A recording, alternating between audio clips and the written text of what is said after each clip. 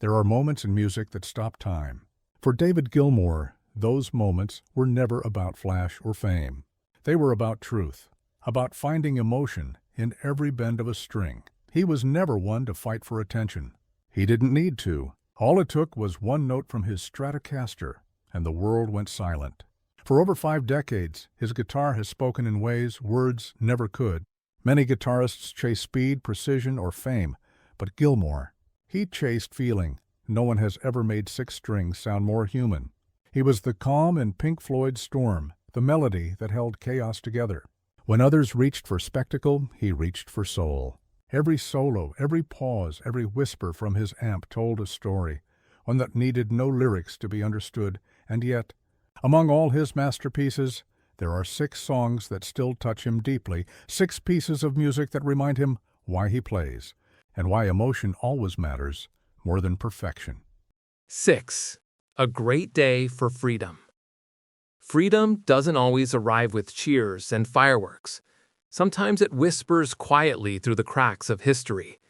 When the Berlin Wall fell, the world celebrated. For most, it was a symbol of victory. But for Gilmour, it was also a question mark. He watched those scenes unfold on TV and wondered, what happens after the walls come down? Do people really change? That reflection became a great day for freedom. It wasn't cynical, just deeply human. Gilmour saw the beauty in liberation, but he also sensed the melancholy beneath it. The song carried that mood, gentle, reflective, and hauntingly honest. No grand production, no orchestras, just a band playing from the heart. He once said, "Sometimes restraint says more than excess," and this song proved it. Critics overlooked it when the Division Bell released, but Gilmour always stood by it. For him, it was Pink Floyd growing up, asking questions without pretending to have answers. A Great Day for Freedom remains his reminder that even quiet songs can roar with meaning. Number 5. High Hopes. Not all endings are loud. Some simply fade, like sunlight on an old photograph. High Hopes became Pink Floyd's final chapter, even if it wasn't meant to be. For Gilmour, it was a farewell to youth, to dreams, to roads left unexplored. Written with his wife, Polly Sampson, the lyrics carry the bittersweet ache of time passing. He returned to Cambridge, his childhood home, walking those same streets, realizing how much had changed and how much had it. The slide guitar became his voice here, slow, mournful, and endlessly searching. Recording it was emotional for everyone. They all knew they were closing a story that defined their lives. Gilmour played each solo like it might be his last. And maybe that's why it hit so hard, because it sounds like goodbye. During concerts, it always came last. No encore, no words, just silence after the final note. Audiences didn't cheer, they just listened. For Gilmour, High Hope symbolizes peace with the past, acceptance without regret. Number 3. Wish You Were Here. Some songs feel like letters to ghosts. Wish You Were Here is one of them.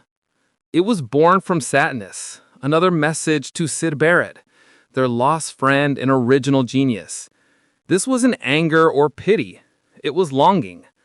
A conversation with someone who could no longer reply.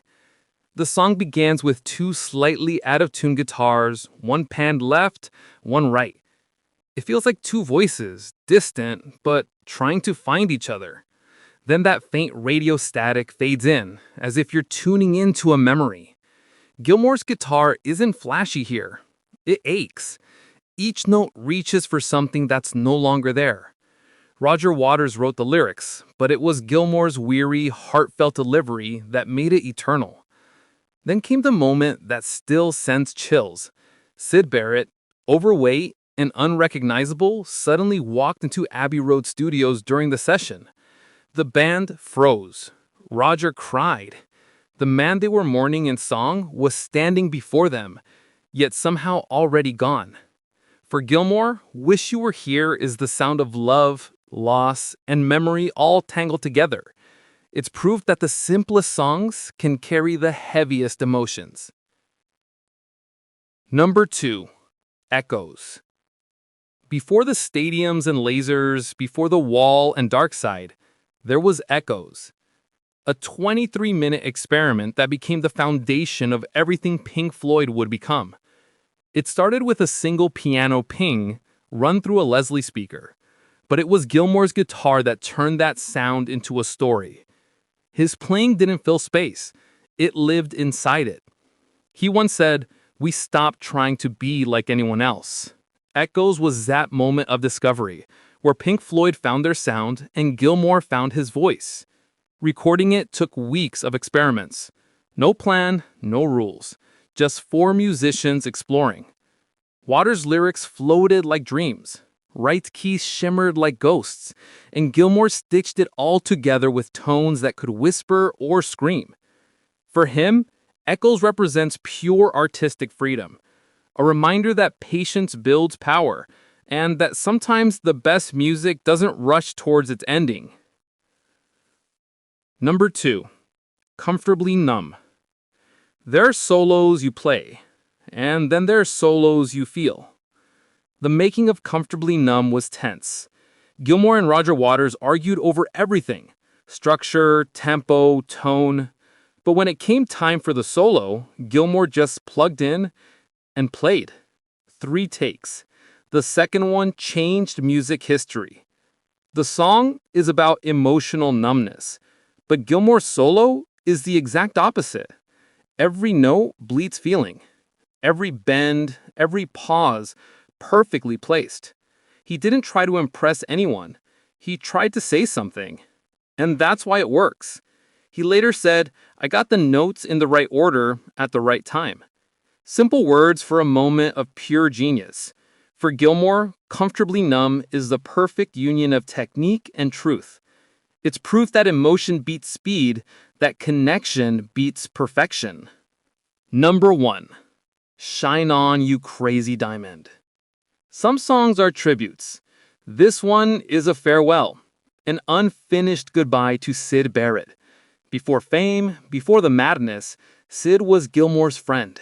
He watched him fall into addiction, into silence, into his own mind. Shine On You Crazy Diamond became their way to say what words never could. 9 parts, over 13 minutes, every note a memory, every chord a goodbye.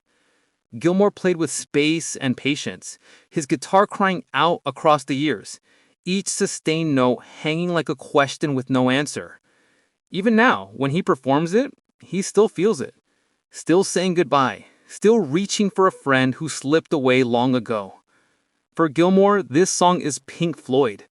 No pretense, no ego, no spectacle. Just raw emotion turned into sound. Music that still haunts even decades later. These 6 songs aren't just memories. They're David Gilmour's soul carved into melody. They remind us that music doesn't need speed or complexity to move us. It just needs honesty. So, which of these moments from Gilmour's journey moves you most? Share your thoughts below, and don't forget to subscribe for more untold stories of rock's greatest legends. Please don't forget to subscribe and hit the bell icon.